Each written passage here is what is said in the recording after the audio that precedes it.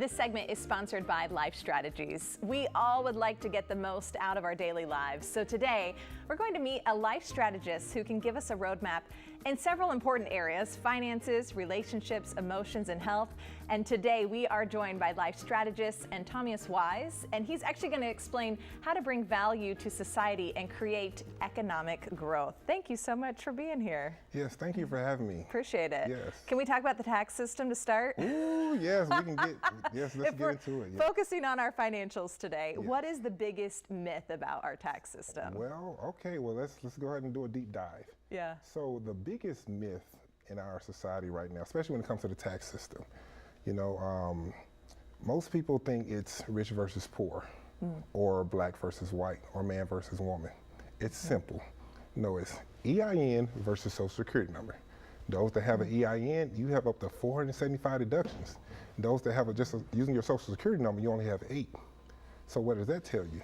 I need to think about or at least take into consideration getting the EIN if I want to be rewarded with tax breaks from the government. Yeah, that's a big difference in those two numbers there, yes, what the tax breaks are. Oh yes, are. especially for high W-2 earners. Yeah. You know. Oh, I'm glad you mentioned that. Okay, so if you are a high W-2 earner, what's the first stage to go on to create some wealth? Oh yes, so as a high W-2 earner, the first stage of creating wealth is getting your own tax money back. People do not realize that. They seem, when you hear these gurus, speak about it, on the internet, YouTube, and other channels, they just almost like just quit your day job. No, I don't advise that. Okay. And the reason why is when you're on a W-2, it's almost like you get there and it's like we were told to, get a job, and just work for someone. So there's nothing wrong with that. But the thing is too, now we're living in the system as in within, inflation and things of that nature, whatever, you really got to take other things into consideration. So to get to a zero taxable income, what could a high W-2 earner do? Okay, so there's 4 ways. Okay. You see this? Yeah. 4 ways that you can become zero taxable income as a high W-2 earner. Number 1 is investing. You have people like Grant Cardone, Warren Buffett. They do a lot of investing, whatever. But most important, when I say investing in yourself. Obtaining knowledge, where you can utilize, and to have other streams of income. Number 2 is real estate and land appreciation. Now, we had a certain president that kind of specializes in that, did a whole depreciation portion, whatever, and his tax returns were shown, and that's what you saw. Then number 3 is entrepreneurship, AKA side hustle, which you hear a lot talking about. Yeah. And then number 4, this is a good one right here, you guys, nonprofit. Yes, being a founder of a nonprofit is huge. Okay, in what way? I would say this. So when you're a founder of a nonprofit, the government allows you to donate 60% of your AGI to your own operating nonprofit to get you going. Because they do understand that nonprofits have to have, seed money, things of that nature to get going. So a lot of people don't realize that if you have this high W-2 income and you really want to give back to the community or whatnot, you start your own nonprofit. And it's very solution-based.